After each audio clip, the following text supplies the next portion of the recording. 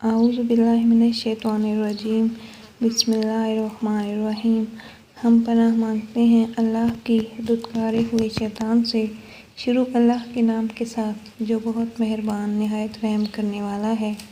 ہمارا آج کا اسم الحسنی ہے القابض۔ القابض کا لفظ کاف با ضاد قبض سے نکلا ہے۔ قبض کہتے ہیں مٹھی کو۔ مٹھی کیا ہے؟ مٹھی ہاتھ کی وہ شکل ہے جو اس وقت بنتی ہے جب آپ کچھ اس میں دبا لیتے ہیں، بھلے وہ پیسے ہوں یا ہوا۔ اسی سے قبض کا معنی ہے کچھ ہاتھ میں اکٹھا کر لینا، کچھ پکڑ کے یعنی جکڑ کے رکھنا، زور سے بھینچ لینا۔ اسی سے قبضے کا لفظ بنا ہے، کسی شے پر قبضہ کر لینا، اس پر قابو پا لینا، اس کو اپنے ہاتھ میں دبا لینا۔ قبض کا ایک معنی کنٹرول کرنا بھی ہے، ایک معنی دباؤ ڈالنا بھی ہے۔ یقیناً اس سے آپ کو قبض کے لفظ کی سینس سمجھ آ گئی ہوگی۔ قابض کون ہوتا ہے؟ جو قبضہ جما لیتا ہے۔ اور القابض کون ہے؟ وہ جو ہر انسان، ہر حیوان شے پر قبضہ رکھتا ہے۔ ہم جب قبضہ کا لفظ پڑھتے ہیں تو ذہن میں ایک منفی تاثر ابھرتا ہے، جیسے کسی نے ناجائز قبضہ کر رکھا ہو، حالانکہ قبضہ ناجائز نہیں ہوتا، ناجائز قبضہ ناجائز ہوتا ہے۔ قبضہ تو بس کسی شے کو پکڑ لینا ہے۔ القابض کون ہے؟ القابض میرا اور آپ کا رب ہے۔ آج اسلام کے توسط سے ہم اس کی ایک اور صفت پڑھنے جا رہے ہیں۔ ہمارا رب وہ ہے جس کے قبضے میں ہمارا دل ہے۔ ایسا کیوں ہوتا ہے کہ کبھی کبھی دل نہیں چاہتا کچھ بھی کرنے کو، نماز پڑھنے کو، روزے رکھنے کو، تاک راتوں میں عبادت کرنے کو؟ کون ہے جو بندے اور اس کے دل کے درمیان حائل ہو جاتا ہے؟ دوسروں کے دل بھی اللہ تعالیٰ کے قبضے میں ہیں۔ ہم زندگیوں کا ایک بڑا حصہ اس تشویش میں گزارتے ہیں کہ دوسرے ہمارے بارے میں کیا سوچتے ہیں۔ اگر ہم صرف اللہ تعالیٰ کے بارے میں سوچیں اور اپنا امیج اس کے سامنے ٹھیک رکھیں تو دوسروں کے بارے میں ہمیں پریشانی نہیں ہوگی۔ وہ دوسروں کے دلوں پہ قابض ہے۔ وہ اپنی مرضی سے جب چاہے کسی کے دل کو ہم سے پھیر دے، جب چاہے کسی کے دل میں ہمارے لیے محبت ڈال دے۔ وہی ہے جو دوسروں کے دل ہماری طرف سے صاف کر سکتا ہے اور وہ ان کے دلوں کو دھندلا بھی کر سکتا ہے۔ وہ سب سے اہم ہے۔ اگر اس سے ہمارا معاملہ درست ہے تو وہ سب کے ساتھ معاملہ درست کرے گا، کیونکہ جب ہم اس رب کو اپنا دوست بنا لیتے ہیں تو وہ ہر معاملے میں ہماری مدد کرتا ہے۔ یہ ہو نہیں سکتا کہ وہ ہمیں اکیلا چھوڑ دے۔ اور کیا ہے اللہ کے قبضے میں؟ ہمارا موڈ، ہماری خوشی، ہماری اداسی۔ کبھی کبھی انسان کو سب معلوم ہوتا ہے، تھراپی سے، فلسفوں سے، کتابوں سے، دانائی کی باتوں سے۔ اسے سب معلوم ہوتا ہے کہ اس کا موڈ جب خراب ہوا تو اس کی وجہ کیا ہے اور اس کا حل کیا ہے۔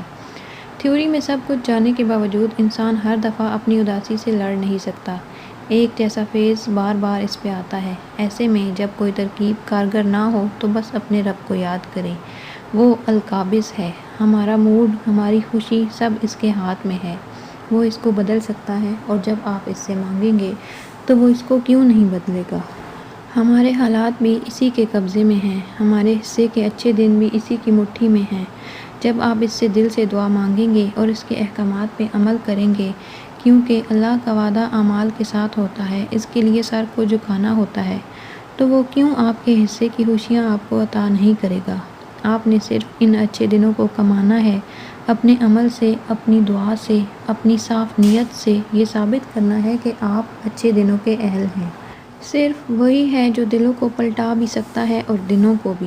آپ کے قبضے میں صرف ایک ہی چیز ہے، آپ کا عمل، اور اگر اس کو بھی اسی کی مرضی کے حوالے کر دیں تو وہ اپنی مٹھی کھول دے گا اور آپ کی تمام خواہشات، دعائیں اور آرزوئیں جو اس کے ہاتھ کے قبضے میں تھیں وہ آپ کی طرف بھاگی چلی آئیں گی اور پھر آپ کی آنکھوں کے سامنے آپ کے دن پلٹ جائیں گے۔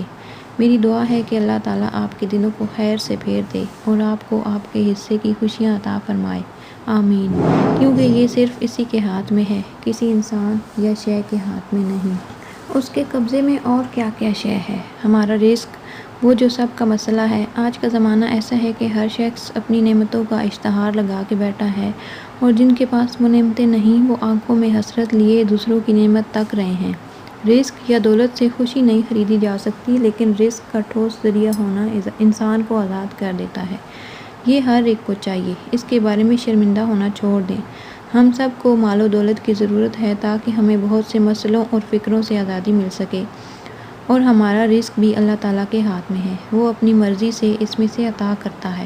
آپ اس سے زیادہ مانگیں گے تو وہ کیوں نہیں زیادہ دے گا؟ اس نے آپ کا رزق جکڑ کے کیا کرنا ہے؟ اس کے پاس خزانے ہیں زمین اور آسمان کے، وہ صرف آپ کو اتنا دیتا ہے جتنے کی اہلیت آپ ثابت کرتے ہیں۔ آپ ارد گرد کے لوگوں کے لیے اپنے رزق میں سے حصہ نکالیں گے، اتنا ہی آپ کا رزق بڑھتا جائے گا۔ آپ جتنا اپنے رشتہ داروں کے ساتھ اچھا سلوک کریں گے، اتنا ہی رزق بڑھے گا۔ یہ حدیث سے ثابت شدہ ہے کہ اگر انسان اپنے رشتہ داروں پہ خرچ کرے، مثلاً مہمان آ گئے ہوں اور آپ ان کے لیے کھانا بنائیں، تو جتنا اس نے خرچ کیا ہے وہ اس کے مال میں اضافہ کر کے اسے عطا کر دیا جائے گا۔ آپ نے اگر مہمانوں کے کھانوں پہ 5,000 خرچ کیا تو اللہ کا وعدہ ہے کہ آپ کو کچھ ہی عرصے میں وہ 5,000 کسی نہ کسی طریقے سے مل جائے گا۔ اس لیے گھر آئے مہمانوں کے لیے دل تنگ نہ کیا کریں۔ بہت سی خواتین دل تنگ کر لیتی ہیں اور بہت سے مرد بھی، کہ مہمان خرچے کا سبب بنیں گے، جبکہ مہمان اپنا رزق اپنے ساتھ لے کے آتا ہے۔ آپ جتنا کسی مہمان کو اچھے سے ٹریٹ کریں گے، اتنا ہی آپ کا اپنا رزق کھلے گا۔